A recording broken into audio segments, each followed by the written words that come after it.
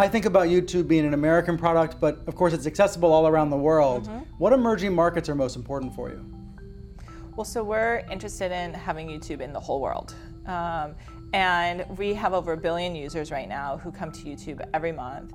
But we see that there are billions of users in the emerging markets, and we've been really working hard to try to figure out how can we offer a really compelling service for them.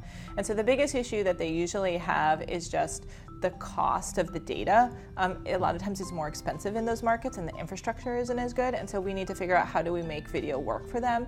But we think it's important because we have this huge library of information, this huge library of how to do anything, and this huge library of entertainment. And so the fact that we could make it available to billions of people more in the emerging markets is really can have really big impact.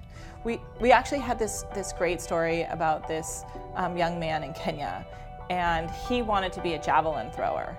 And no one in Kenya was a javelin thrower. And so he didn't have any place to turn or anyone who could teach him. And most Kenyans are runners, but he wanted to javelin. So he went to YouTube, he started watching these videos. He learned how to throw javelin from the videos. And today he's one of the top javelin throwers.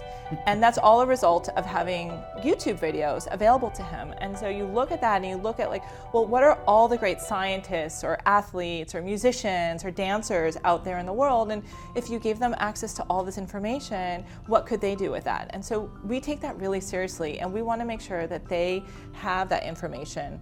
We talk about that as a freedom of information. We want to make sure that they have access to that information. It's interesting here you talk about YouTube not as an entertainment medium, but as a public service of some sort.